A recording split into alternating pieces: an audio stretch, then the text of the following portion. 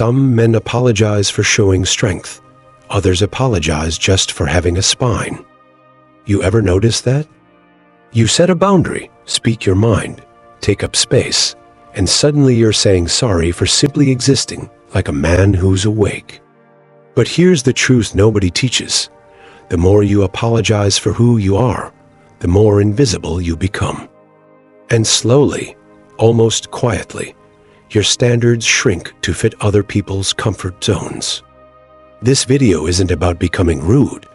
It's about remembering who you are before the world taught you to flinch. Because a man who keeps apologizing for his strength will eventually start apologizing for his worth. We're done with that. You're done with that. If even one of these hits you in the gut, don't brush it off. That's not discomfort. It's the sound of your self-respect knocking. If this video resonates with you, I invite you to like, subscribe for more unapologetic clarity, and drop a comment. I owe no apology for who I am. Let's get to it. 1. Stop apologizing for saying no. There comes a moment in every man's life where he has to decide, will he live as a wall or a door? Because when you keep apologizing for saying no, what you're really doing is becoming a revolving door, one that never locks, one that anyone can walk through. And when everyone walks through, don't act surprised when you end up empty. The tragedy? Most men don't realize it until it's too late, until the wife takes him for granted, until the friends pile on one-sided favors, until his boss keeps moving the goalposts and smiling while doing it. And there he is, tired, resentful, but still saying, sure, followed by a weak smile, and sometimes worse, a whispered apology. This isn't humility. This is self-betrayal with manners. I knew a man once, Tom, reliable to a fault. The kind of guy who never said no, even when it burned him. Birthday parties he didn't want to go to, projects dumped on him last minute, family obligations that drained the life out of him. And when he finally collapsed under the weight of it all, do you know what he said? But by then, his peace, his health, and his identity had already been leased out to people who never planned to give it back. Saying no is not aggression. It's not rejection. It's recognition of your limits, your values, and your sovereignty. The Stoics understood this. Epictetus said, "It is not things themselves that disturb us, but our opinions about them." And the opinion most men carry is this: if I say no, I'll lose people. But the truth? If someone leaves you because you asserted a boundary, they were never yours to begin with. They were renting your kindness on a discount, and you were the landlord too afraid to raise the rent. When you say no without apology, you stop bleeding energy. You stop over-explaining your choices to people who never explained their expectations. And you reclaim something rare in this world: self-command. There's an ugly cultural habit that tells men, especially older men, that being agreeable is the same as being respected. It's not. It just makes you easier to use. You're not here to please the world. You're here to live aligned with your values, your time, and your soul. And when you violate your truth to preserve someone else's comfort, that's not kindness. That's cowardice dressed in social etiquette. So, here's your mirror. If the word no makes your chest tighten, you've got a crack in your foundation. Seal it now. Practice saying it without tone, without excuse, without emotion. Say it like a law. Because a Stoic man doesn't bend his principles for praise. He doesn't betray himself just to look polite. Let others call you cold. Let them say you've changed. Let them mumble that you've gotten distant. You haven't changed. You've remembered who you are. And that, my friend, needs no apology. Now, let's move to the next thing you should stop apologizing for: being unavailable. Because the man who is always accessible is never respected. 2. Stop apologizing for needing space. Did you know that the average adult processes over 6,000 thoughts per day? Now imagine trying to sort through all of that noise while someone's pulling at your time, your attention, and your energy. Most men don't break because of war. They break because of interruption, constant, subtle interruption. And what makes it worse? They apologize for wanting out. But the truth is, space is where men heal. It's where they hear themselves again in the noise of life, in the expectations of others, in the demand to be present, responsive, and useful. There is barely room left to think. And yet, every time you try to reclaim that room, society expects you to say sorry. Sorry for turning your phone off. Sorry for not texting back. Sorry for spending a weekend in stillness instead of entertaining others' insecurities. Here's the harsh truth no one wants to admit. If your need for silence offends someone, they never cared about your soul. They cared about your accessibility. They weren't connecting with your depth, they were consuming your presence. Marcus Aurelius wrote, "Nowhere can man find a quieter or more untroubled retreat than in his own soul." The Stoics didn't just value solitude, they protected it. And yet, modern men are trained to apologize for it. They are made to feel guilty for going off the grid, for unplugging, for not being on call emotionally, as if being always available is some badge of honor. It's not. It's a leash. There's a pattern here. Men who don't make space for themselves eventually make space inside themselves for resentment, for fatigue, for slow, silent collapse. They show up to dinners they didn't want to attend, answer calls they should have ignored, enter conversations they weren't ready for. And the more they apologize for needing space, the more others expect them to never need it again. You're not a machine, you're a man. And even the most powerful machines overheat without downtime. The mind, the spirit, the inner compass, all of it requires distance from the chaos in order to recalibrate. A Stoic man knows that he must step back to step forward. He must retreat, not in fear, but in mastery. Because a man who can't be alone is a man who doesn't know who he is without applause or validation. Stop explaining your silence. Stop justifying your quiet hours. That's not avoidance, it's alignment. You don't need permission to be still. You need stillness to remain powerful. The men who live long, clear, grounded lives are not the ones who are most social. They're the ones who made peace with solitude and refused to apologize for needing it. So, the next time you feel the guilt creeping in, pause, breathe, then walk away from the noise not with bitterness, but with certainty. The man who protects his space protects his strength. Now, let's move to the next thing you should stop apologizing for, your standards. Because when you water them down for others, you don't raise connection, you lower yourself. 3. Stop apologizing for not explaining yourself. There comes a point in a man's life where explanations become more exhausting than action. And yet, most men find themselves trapped in a loop, justifying their boundaries, their decisions, their silence, and their evolution to people who have no real interest in understanding them. They explain, not to be heard, but to be forgiven for daring to choose themselves. But here's the truth that rarely gets spoken. Not everyone is entitled to your reasons. The world has conditioned men to feel guilty for not offering disclaimers, as if clarity must be broadcast, as if strength must come with a manual. He doesn't chase validation through dialogue.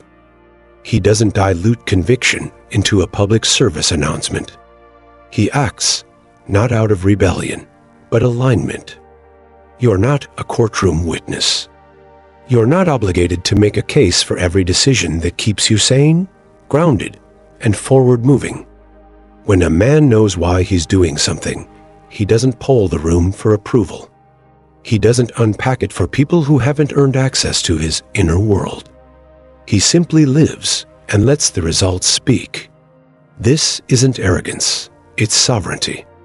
There is something quietly powerful about a man who stops defending his growth, a man who no longer fears the discomfort his truth causes in others. He isn't cruel, he's clean. He makes moves, sets limits, closes doors not for drama, not for attention, but because his life is a system, not a debate. And systems run on clarity, not commentary. The more you explain, the more you imply doubt.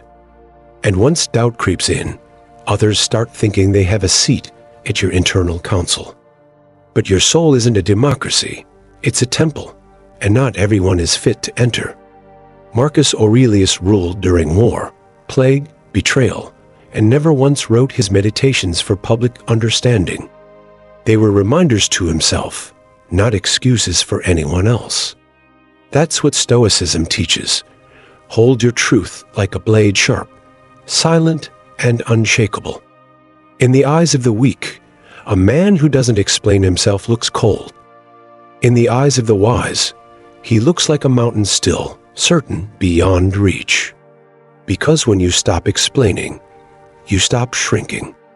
You stop shaping your words to fit someone else's comfort zone, and instead, you let your life reveal what your mouth doesn't need to. People will misunderstand you. Let them. They'll question your choices. Let them. They'll talk behind your back. Let them. You don't owe them a syllabus. And here's the shift. When you no longer explain, you begin to command not by force, but by frequency. A man in alignment walks differently. He speaks less, he reveals less, but his presence says everything. And people begin to listen not because he shouts, but because they sense that nothing about him is up for negotiation. So, if you've been explaining your boundaries, your path, your growth stop, you're not confusing, they're just not calibrated for clarity. Stand in what you know. Be willing to walk alone if that's what it takes to honor it. Because the man who trusts his direction doesn't stop to explain the compass. Now, let's go deeper. It's time to confront the fourth thing you must never apologize for, your success. Because when you lower it to keep the peace, you don't build connection, you bury your worth. 4. Stop apologizing for success. There's a strange moment every man encounters once he begins to rise. It's not the pressure of ambition or the weight of responsibility, it's the guilt. A quiet, creeping guilt that shows up when people around him start to pull away. They smile less, their tone shifts, the support grows silent. And suddenly, the man who fought his way up feels ashamed for standing tall. This is where too many men start to shrink. They minimize their victories, downplay their discipline, laugh off the results of 1,000 silent sacrifices. And worst of all, they apologize not in words always, but in energy. They dim themselves just enough to be tolerated again. But here's the hard truth. You owe no one comfort at the cost of your calling. Years ago, I watched a friend build his business from a broken laptop and a room he rented behind a garage.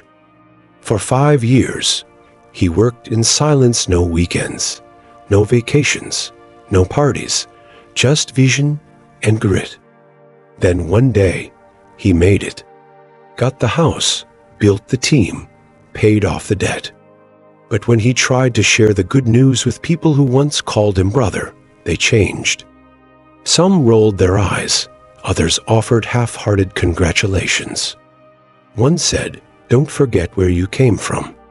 That phrase stuck with him not as a reminder to stay grounded, but as a subtle dig, as if success had corrupted him, as if being proud of what he built meant he thought he was better. He started talking less about his wins, started dressing down, avoided mentioning his goals. Until one day, it hit him. He wasn't being modest, he was being managed. That's when he stopped apologizing.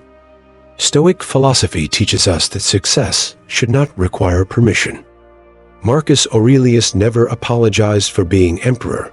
He simply carried the responsibility with humility and presence. Seneca didn't beg approval for his wealth. He examined its meaning, then used it wisely. And Epictetus, born a slave, didn't resent those who had more. He used his limitations as fuel, not excuses. A Stoic man knows that true success is never just about outcome, it's about alignment. It's the evidence of internal mastery. So, when a man starts to rise and others start to recoil, it's not a signal to dim. It's confirmation that the gap between effort and envy has finally become visible. And that gap, it's not your problem to close. Apologizing for your growth won't help the insecure rise. It will only give them permission to resent you louder. Real men are inspired by excellence. Fake ones are threatened by it. You don't lower your voice so others can pretend they're equal. You speak with clarity and let the echoes sort themselves out. So, if you've ever caught yourself making excuses for your results, holding back your ambition to make someone else feel comfortable, stop. That's not kindness. That's self-betrayal dressed up as humility. Let them feel uncomfortable. Let them feel exposed. That's their signal to rise or retreat. Because a man who apologizes for success doesn't look noble.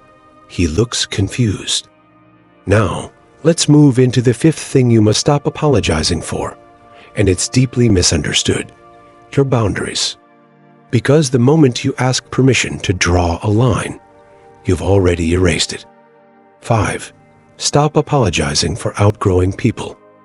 Psychologists have confirmed something Stoics have known for centuries. Most people outgrow at least half their social circle every 7 years, not because of conflict, but because of change. Growth, by its very nature, creates distance.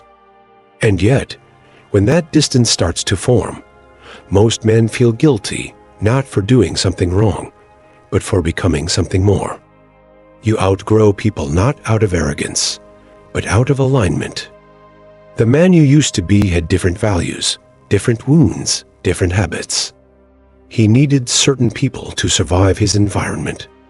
But when you evolve, you no longer need the same relationships that once anchored your identity.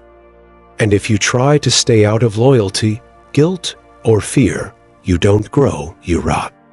The most dangerous kind of betrayal isn't when others walk away from you.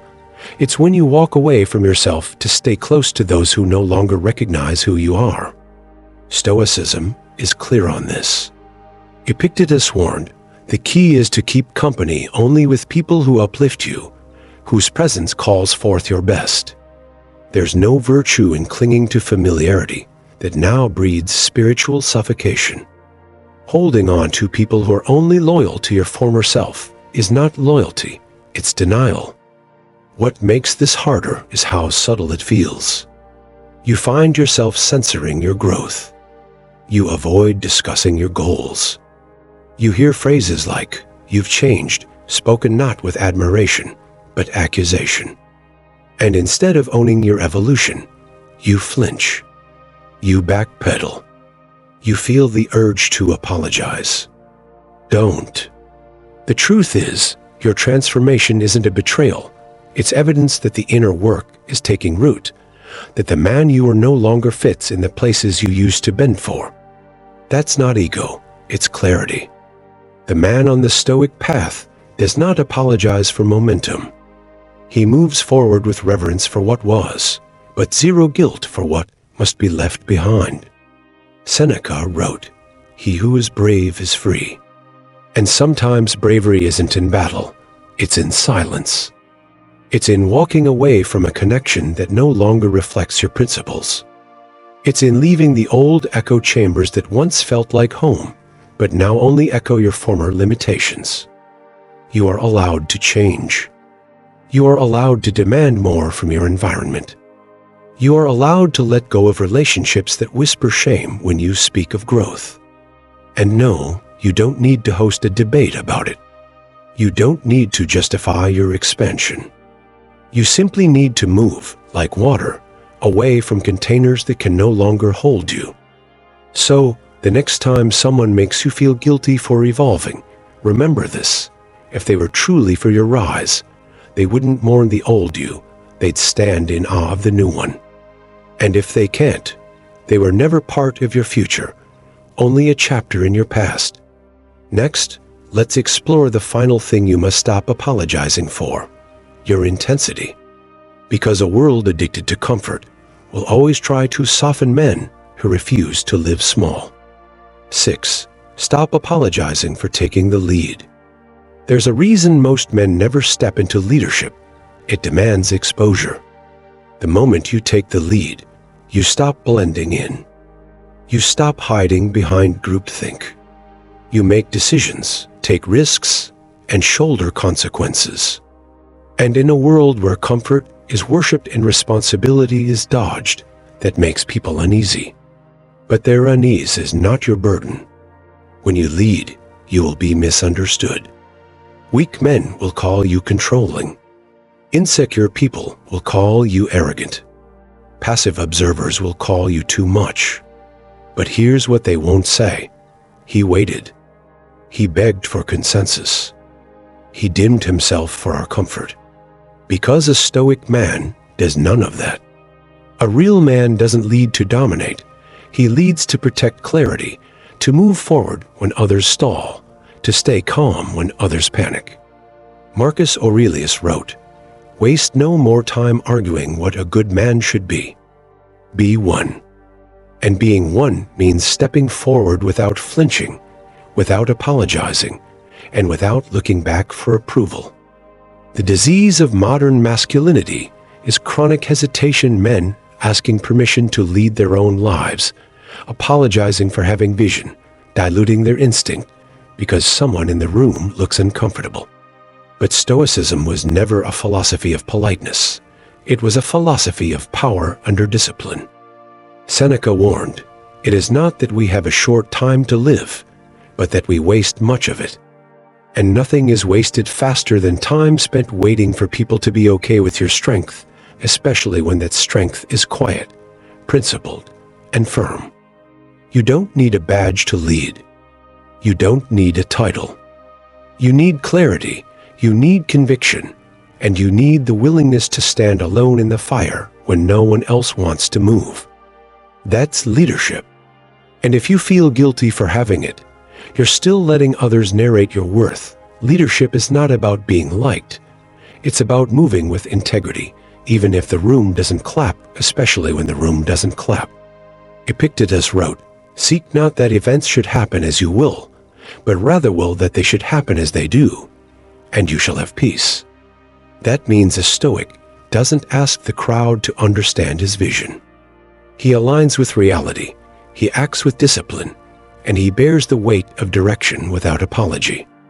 There will always be voices telling you to slow down, to soften, to shrink, not because you're wrong, but because your momentum reminds them of their own stagnation. Let them sit. Let them gossip. You move. Because when a man leads with principle, not ego, he doesn't become a tyrant, he becomes a lighthouse. And if your light offends those still lost at sea, let them drown in comfort. Conclusion. Let's call it what it is. Every unnecessary apology is a slow erosion of your spine.